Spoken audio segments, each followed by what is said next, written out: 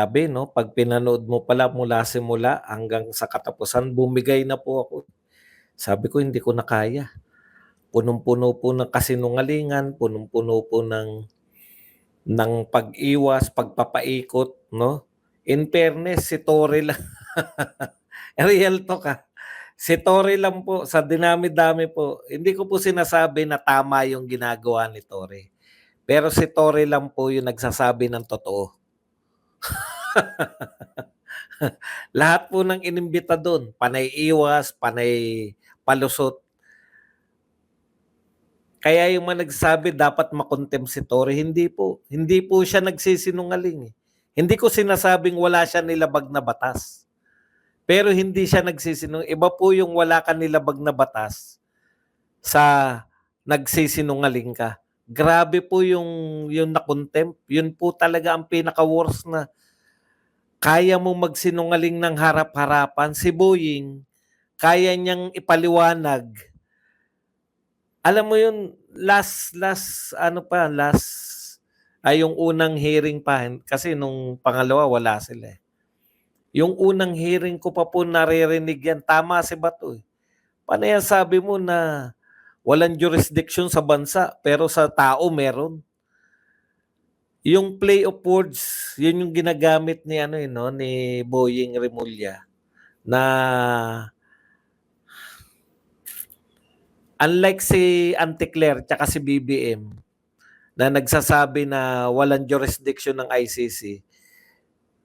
Si Boying, alam niyo po sa paliwanag nila hindi po nakakapagpalinaw eh. Pag sinasadya niyo pong palabuin, talagang may tinatago po kayo. Yun po ang reaction ko doon, no.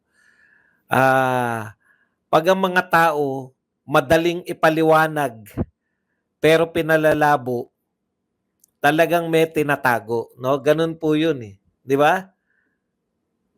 Simpleng-simple lang po 'yan kasi po kung wala kayong halimbawa po, wag na nating si Tory. Hindi dapat ako lang siguro yung kanina nanonood kasi lahat, contempt na yan si Tory, contempt na po, contempt na si Tory. Bakit mo iko-contempt? Nagtatapat siya. Bakit mo iko-contempt? Siya po ay hindi nagsisinungaling. Again, sa kung i-contempt si Tory. Nagtatapat nga siya, lumalabag siya sa batas eh.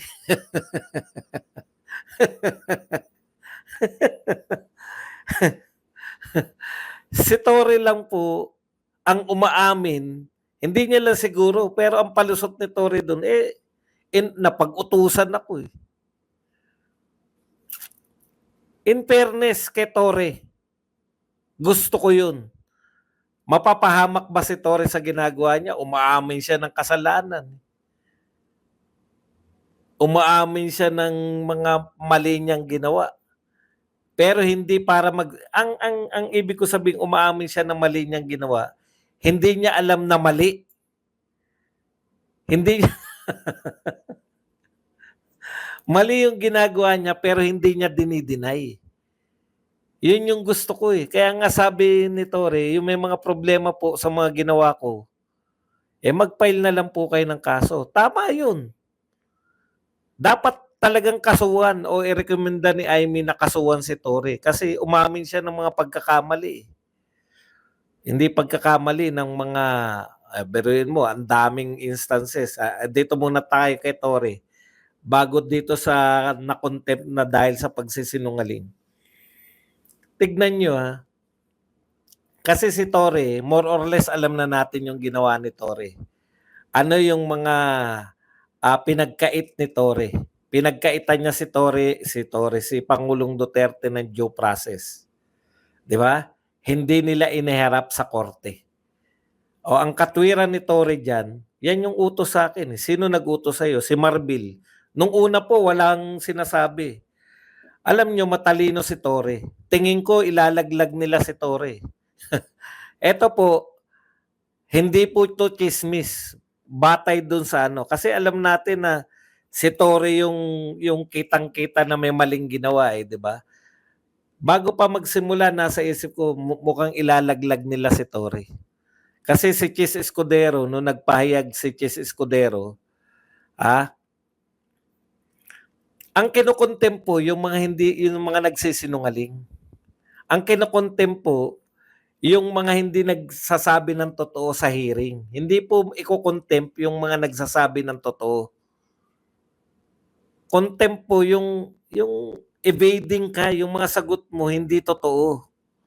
Pinaiikot mo kami. Ganun po yung kino-contempt sa hearing. No? Si Tory po, in fairness, hindi ko po sinasabi, again, baka magkamali kayo. Galit po tayo kay Tory sa ginawa niya. Di ba? Pero hindi niya po dinideny. Naintindihan niyo po, paano mo i-contempt na umaamin naman? Totoo ba na hindi mo pinapasok si VP Sara? Opo, hindi ko po pinapasok. Call ko yun. O edi may nilalabag siya na binasa ni Cayetano. O dito muna tayo kay Tory, yung alam na natin. Ano yung mga nilabag ni Tory? Nanghingi yung doktor, di ba? Doctor of choice ni Pangulong Duterte. Walang limit. Hindi po pwedeng sabihin mo na meron ng dalawa, bakit papapasukin pa iba? Yung dinelay yung doktor, 3 to 4 hours na doktor. So, aminado. So, kung istrikto yung batas, may kasalanan si Torre, di ba? Ikalawa, immediate family. Hindi niya pinapasok si VP Sara. Malinaw tong mga to. Alam na natin to eh. Kay Torre, malinaw yung mga violations niya. Ikatlo, yung nagmamadali sila na hindi niya hinarap, di ba? Dapat iharap niya sa korte.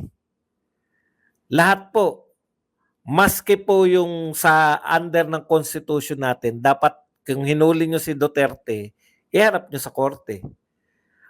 Maski po under ng ICC, kung hinuli nyo si Duterte dahil sa tratado, sa kasunduan natin sa ICC, sinusunod nyo yung ICC, yung warrant of arrest niya, ihaharap pa rin yan sa local court. So, hindi po nila hinarap yun. No? O, again, ano pa yung mga violation ni Torre? Yung illegal arrest. Di ba? Eto, tingin natin yun yung gustong palabasin ni Amy. Na illegal yung pagkaka-aresto niya dito kay Medaldea. Ayon kay Amy, pag inaresto mo, korte na magpapalaya dyan. Korte na magsasabi kung lalaya siya. Pero ang maganda kay Tory, nagtatapat siya eh. Alam nyo kanina, nakikita ko patay si Tory pag nagsasalita, hindi sinasalo ni Boying. Nahalata nyo? Si Calvo, tuwing masusukol na yung pagsasalita ni Calvo, yung na-contempt, no? Sinasalo ni Boying. Pero si Tory hindi. Sabi ko, kawawa naman to si Tory. May sinabi si Marbil. Sabi ni Bato, ikaw ba pananagutan mo yung ginagawa nito ni General Torre? Opo. Sigurado ka? Yan ang gusto ko, pananagutan mo. Lahat ng ginawa ni Torre, order mo. Ano mo, yung alam mo? Opo, pero nag-isip si Marbil eh. Yung mga legal orders lang po. Pucha, sa isip-isip ko, nung nagsalita si Marbil ng mga legal orders lang. Teka, ilalaglag nyo si Torre? Bakit nyo Sige, tignan ko lang yung play-up. Ligtas na siya, di ba? Kasi umaamin si Torre na mga ginagawa niya. Sinasabi nga ni Torre, akin to, ako to. Pero tansya ko, putya, ilalaglag nyo ako. Damay ko kaya kayo. Inutusan lang po ako. Biglang nagbago na si Torre. Sumunod lang po ako sa order. Sino nag-order sa'yo? Di ba nung una walang umaamin kung sino nag-order? O bakit biglang sinabi ni Torre na si Marbil ang nag-order sa kanya? PNP chief. Kasi sagot daw ni Marbil kung legal yung ayon sa legal orders lang. hindi na nga mga legal yung mga ginawa ni Torre, hindi mo na siya sagot? Ha? Sabi siguro ni Torre. Ang ganda ng sinabi ni Torre. Hindi ko po pinupuri si Torre. Inisa-isa na nga natin yung mali niyang ginawa, eh, di ba? Hindi niya pinapasok si VP Sara, hindi niya pinapasok, yun nga, yung illegal arrest, etc. Hindi niya dinala sa korte si Tatay Digong, inano niya sa eroplano, pinapasok niya. Nagmamadali silang papasukin at dalhin sa dahig. At dahil dyan, malaki problema nila ngayon. Kasi wala pong legal na tao na mag-aayon sa kanila na tama yung ginawa nila. Nakita nyo naman, yung dating Supreme Court Justice, pinatunayan na kung hindi nyo kinikilala yung treaty, dalawa kasi yung punto ni Ascuña, Adolf Ascuña. Lascuña ba o Ascuña? Dalawa yung pinupunta nun. Yun po pinakamagandang paliwanag dito. Di ba? Kung kinikilala ng Pilipinas na may jurisdiction pa rin yung ICC, doon sa years na miyembro pa tayo, hindi po pwede na ang pagkilala mo sa treaty kasi yan tratado yan kasunduan. Hindi po pwede na selective. No? Pag ginamit mo yung ICC na miyembro pa tayo niyan, gagamitin mo lahat ng provision ng ICC. Malinaw po sa ICC rules na yung huhulihin, pag may hinuli ka sa warrant of arrest ng ICC, hindi mo idedirekta dun sa ICC. Dadalhin mo siya sa local court. At yung local court ang magdidetermine na tama yung pagkaka-aresto kay Tatay Digong. Tanong, may pinagdalhan ba silang local court? Wala. O yan. Kaya yan yung umaamin si Torre na sinakay lang talaga nila. Nung unan, sinasabi ni Torre, ang order po sa akin hanggang doon lang sa Villamor. Matiyak lang, isosurrender. Ayaw pa nila magsabi kung sino mga una no? Pero nung nakakahalata si Torre, ako pa ilalaglag nyo, kayo na ilaglag ko. Si Marby lang, sinalo na kagad Kasi wala nang mas mataas pa kay Marbil Baka magtapat Nag-privilege na executive privilege. Anyways, okay na tayo rin kay Torre. Alam na natin yung mga ginawa ni Torre, yung mga hila-hila, yung mga pananakot. Sinasabi ni Torre, yan yung kailangan ko sa sitwasyon. Kahit duro, panduduro lang Basta ang objective niya, mai-deliver niya si Tatay Digong dun sa mapunta sa dahig, di ba? Ang di nila inaamin, yung matagal na tong plano na pinakita naman ni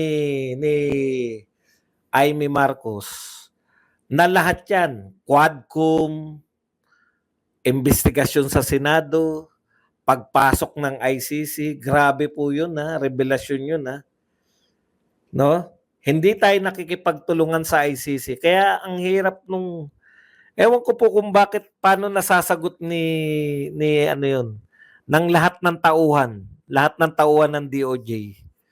Paano nagkaroon ng mga impormasyon yung ICC, nakuha sa pulis, nakuha yung mga bank accounts, kung walang nag-assist na taga-gobyerno.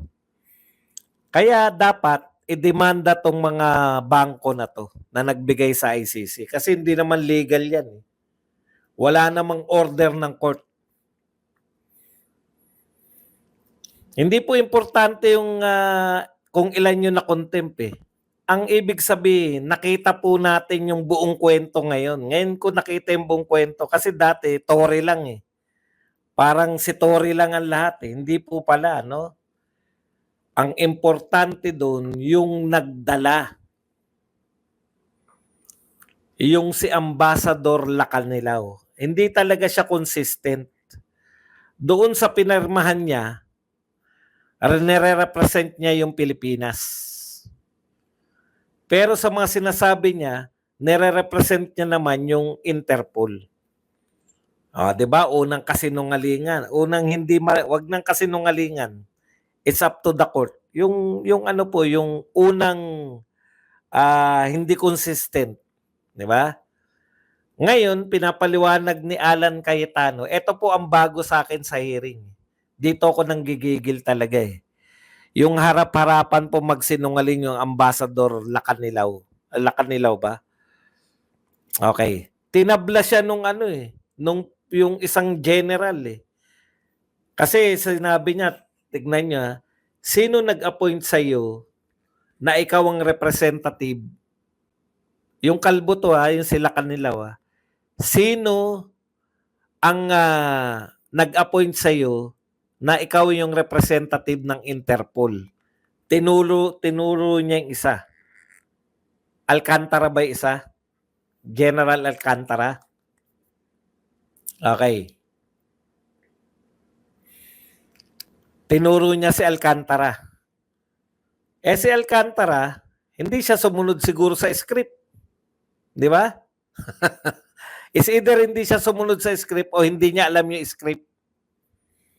Ibig sabihin, wala na ako, hugas na ako riyan. Hindi kita inappoint, patay na. Pangalawa, 'di ba? Pangalawa ni Lacanilaw. Hindi siya inappoint ni Alcantara. So sino nag-appoint sa kanya na representative ng Interpol? Kasi hindi siya Interpol eh. Tinalagad lang daw siya. Napatunayan na mas mataas si Lacanilaw kaysa kay Alcantara. Paano ka i-appoint na mas mababa sa iyo? 'Di ba? Inconsistent nga eh. Tapos nauutal siya. Hindi ko siya i-judge doon sa pagiging utal-utal niya. Pero yung i-judge natin siya sa inconsistency. Okay. Ayon kay Peter Alan Cayetano, may mga pinapirmahan. Kaya nagtataka tayo, ano yung papel niya, 'di ba? Mula nun simula pa lang, dumating pa lang si PRRD.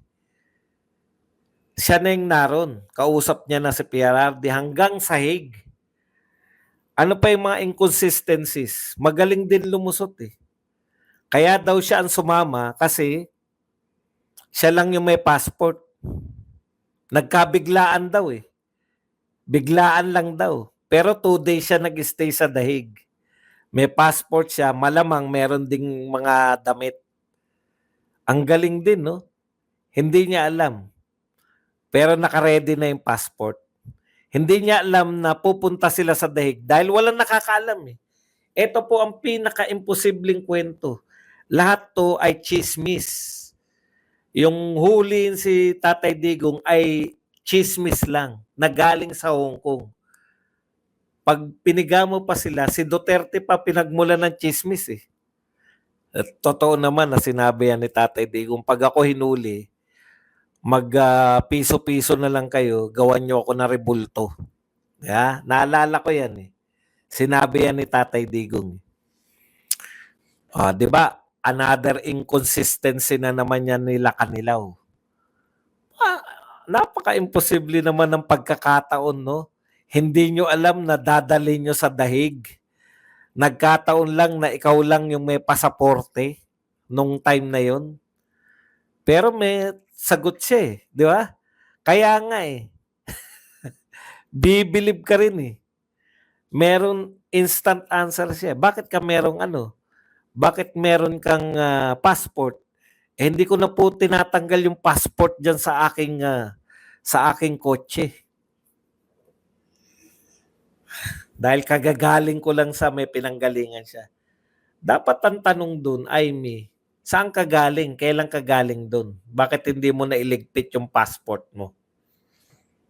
Kulang sa follow-up eh. Siguro sa dami na iniisip ni Aimee, hindi na nila natanong.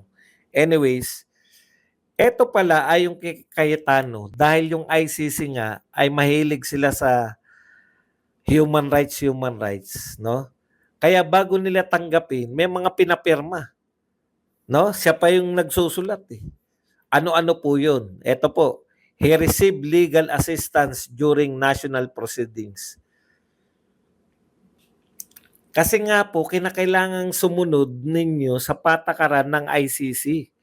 Ano po yung patakaran ng ICC? Ang patakaran po ng ICC, yung warrant of arrest, hindi po direkta sa ICC. Kung hindi dadaan po sa local court. Kaya pinatunayan niya, may pirma siya, he received legal assistance during national proceedings.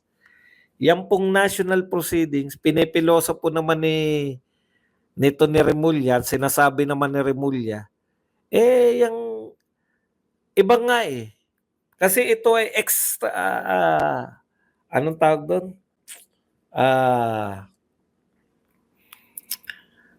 Basta may sinasabi ng paulit-ulit si Remulla eh, extradition. 'Di ba? Yung form daw yan ng extradition.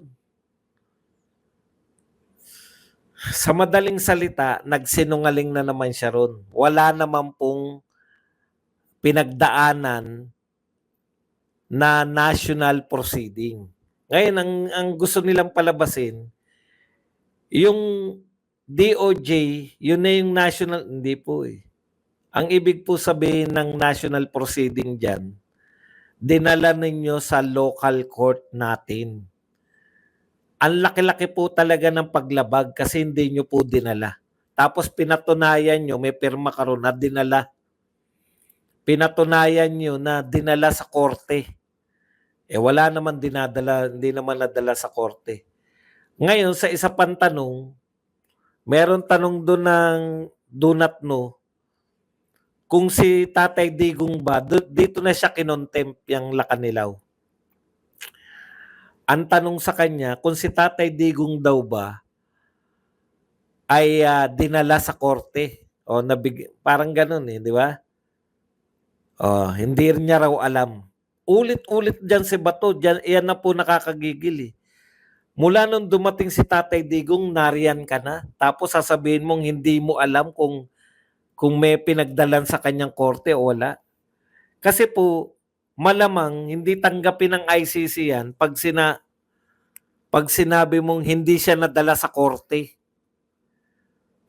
Ang sagot niya, hindi niya raw alam kung nadala sa korte o hindi si Tatay Digong.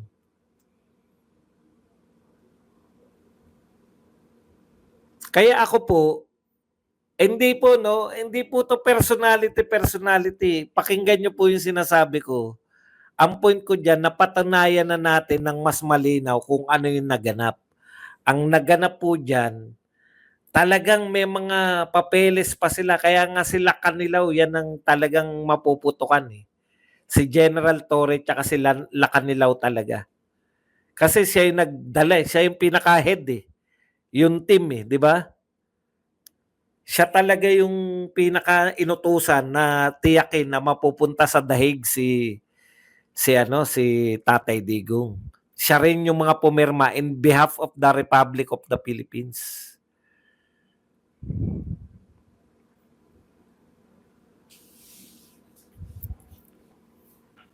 Kaya ako, tama lang yun eh. Sumisigaw na ako, i-contempt na yan kasi kung hindi ko contempt yan, di ba? Buti na lang na-contempt. Alam nyo, iniisip ko nga, ako ayoko na nagko-contempt si Paduano eh. Pero sa ganitong pagkakataon, karapat dapat yung contempt power ng Senate. Kasi harap-harapan na kayo niloloko, harap-harapan na nagsisinungaling sa inyo eh.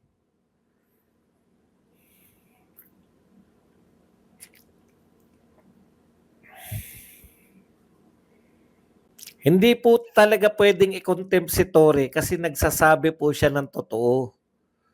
Kaya lang, etong wordings ni Torre, no, may nagtanong sa kanya, nakalimutan ko na lang, ikaw ba sa tingin mo yung mga order sa'yo legal? Eto, hindi ko alam kung palusot ni Torre o talagang totoo sa kanya. Ang sabi niya, kasama ko po yung DOJ, kasama ko po yung PNP chief, kasama ko po yung Solgen. Tama nga naman. Kasi pag in doubt po yung Eto hindi naman po mga abogado yang mga yan. 'Pag ikaw, in doubt ka kung tama ba yung ginagawa mo, hindi, sino po kinokonsulta dapat? Dalawa, 'di ba? DOJ tsaka Solgen. Kung pareho niyang kasama yung Solgen, DOJ, tapos ang nag-uutos sa kanyang direkta, PNP chief, tama yung pananaw ni ano, 'di ba? Yung katwiran ni Torre. Paano mo sasabihin na hindi legal, magkakasama kayo ng DOJ? Sa isip loko. Akala nyo siguro ilalaglag nyo si Torre, biglang nabaliktad ni Torre ngayon. Kayo na dinadahilan.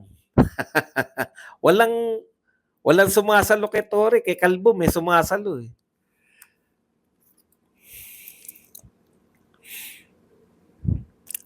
Alam na po natin yung mastermind, di ba? Paulit-ulitin naman natin, alam naman po natin yung dahilan talaga kung bakit si Tatay Digong naroon. Eto mga maling akala nila. Sa totoo lang po, ang akala nila, once na mahuli yan, si Tatay Digong, nagbubunyi na sila. Di ba ganyan yan? Sige, mag-iiyakan din kayo. Pag dumating na yung ICC, di ba? Tuwan-tuwa sila, hehehe. Sige, nasa amin ang huling halakat. Napakulong niya sa ICC. Bakit parang lalo kayong lalong bumagsak yung lalo kayong bumagsak sa rating, di ba? Kulelat pa rin si Martin. Bagsak. Ang laki ng lagapak ni BBM sa mga ratings. Hindi nyo na naman na-anticipate. Bumabalik sa inyo yung ginagawa nyo. Alam nyo po, eto real talk nung nagsimula yung kampanya, talagang ako mismo, sa totoo naisip ko ang hihina ng wala man lang talagang, hindi man lang natin nakuha yung Villar, si Cayetano, sino pang mga dating senador, si Lacson tsaka si Tito Soto, sana may kumausap sa kanila. Parang ganun yung panghinayang ko eh. Kasi si Batot tsaka si Gulang, pero dahil sa kagagawan ninyo, dahil sa sunod-sunod na ginagawa ninyo sa mga Duterte, yung impact, akala nyo pag sinampahan nyo ng impeachment si BP Sara, madudurog na yung mga Duterte. Baliktad. Lalong sumikat si BP Sara. Akala nyo pag pinakulong na si Tatay Digong, matatakot na yung mga Duterte, tatahimik na yung mga Duterte. Kasi nakita nyo di ba? Ang daming follower ni Digong. Pucha, naging worldwide. Naging worldwide kayong kamuhian ngayon. Ano sabi ni Ma'am Abansenya? Biniro niya raw si Tatay Digong, mas sikat ka pa ngayon kaysa nung presidente ka. Tuwan-tuwa raw si Digong. Hindi nyo alam yung mga impact na mga ginagawa nyo. Anyways, alam nyo po, yung mga Duterte, mahal po sila ng mga tao, hindi dahil sa mga fake news yung mga vlogger nila, no? Ibig nyo sabihin, mas popular yung mga vlogger kaysa sa mga Duterte. Hindi po.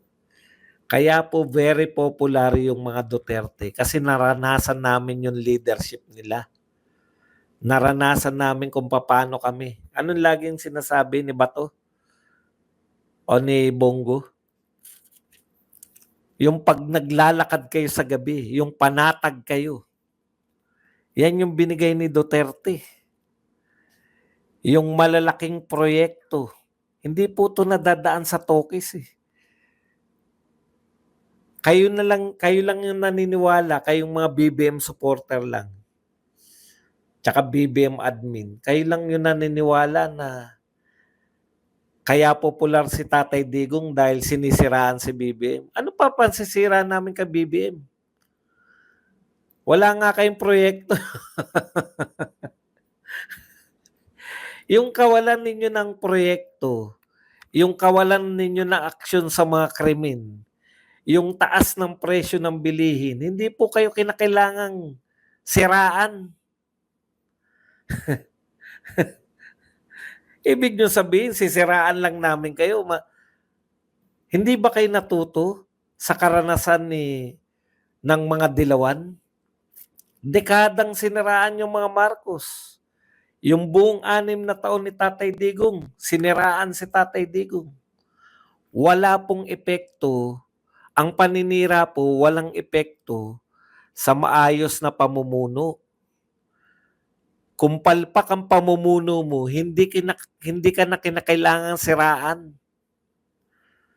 Sino ba talaga ang tunay na naninira? Sino ba yung nagkukondak ng mga hearing? Biruin nyo, Quadcom, 4 na komite. Lahat ang tumbok si Duterte. Para saan yan? Para pasamain si Duterte. Confidential fund ni BP Sara. 2 komite ang nag-imbestiga. Komite ni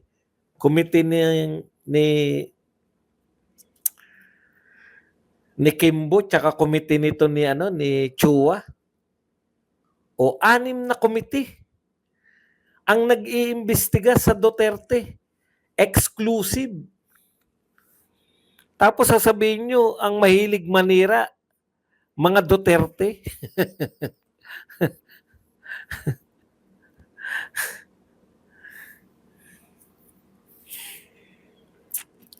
Iba po yung performance eh. Iba po yung naranasan namin eh. Ikumpara nyo rito, ang layo po talaga. Ang layo ni Tatay Digong dito sa kasalukuyan. Hindi nyo kami mapagbibintangan na kami pa paninira. Saan ba ginagawa araw-araw ni ni Auntie Claire? Panay paninira lang yung sa Duterte yan eh.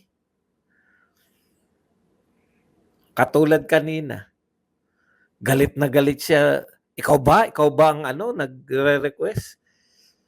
Dapat sinabi na kagad kasi ng reporter, opo, kami po nagre-request. Alam mo, in fairness kay Noli De Castro, inimbitahan nyo si Noli De Castro, hindi nyo naman pinakinggan. Di ba? Ano sinabi ni Noli De Castro? Ano po, ganitong tanong eh. Ano po ang ginagawa nyo kung kayo po ay nagpe-fake news? Sasagutin ko lang.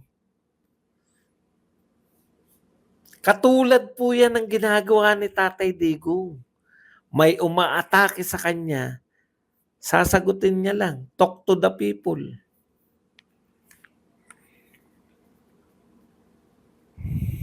Wala pong yung pagiging tapat po ng mga Duterte. Samahan pa ng mga paglilingkod nila na totoo, hindi lang po tokis. Diyan po minahal. Namimiss kaya namin. Namimiss namin yung mga Dolomite, dating basurahan na naging pasyalan. Namimiss namin yung mayat maya may inauguration ng tulay, inauguration ng highway, inauguration ng airport, inauguration ng seaport. Namimiss namin yung maririnig naming benepisyo na dating 5 years, lisensya, passport, gagawin 10 years. Namimiss namin yung mga katahimikan ng mga lugar. Hindi lang po sa datos. Alam nyo, wala sinasabi hindi kami importante yung ngayon, hindi katulad ngayon, panay. Ayon sa ganun, hindi namin maramdaman. Ayon sa PNP, bumababa ang krimen, hindi namin maramdaman. Iparamdam nyo sa amin yung mga numero nyo.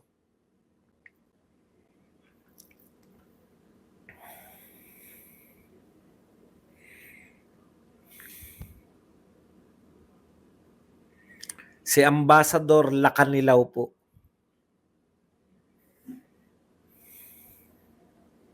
Nabaril nga daw po, pero hindi sinabi kung namatay o hindi.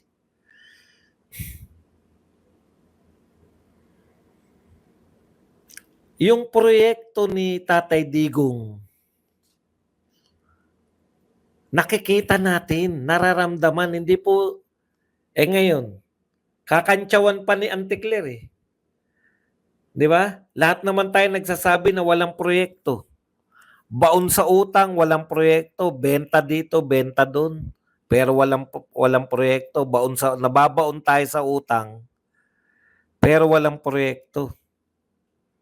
Fake news daw po yung ni-research ko na first 3 years. First 3 years, kala ko halos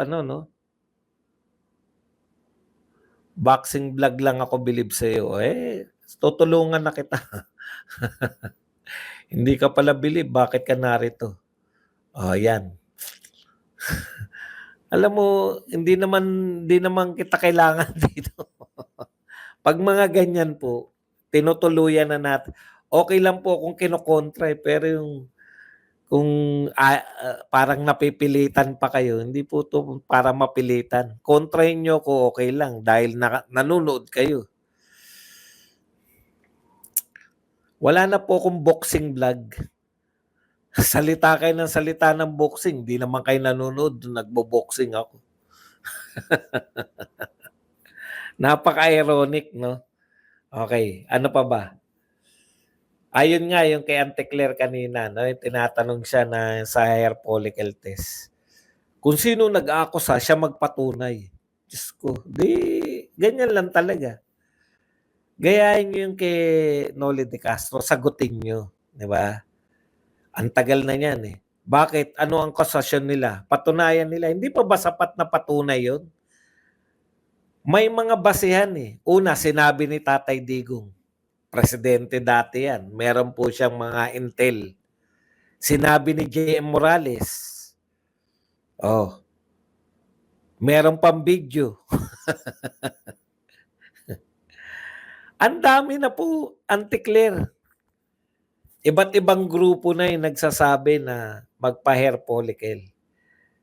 Kami pa rin magpapatunay.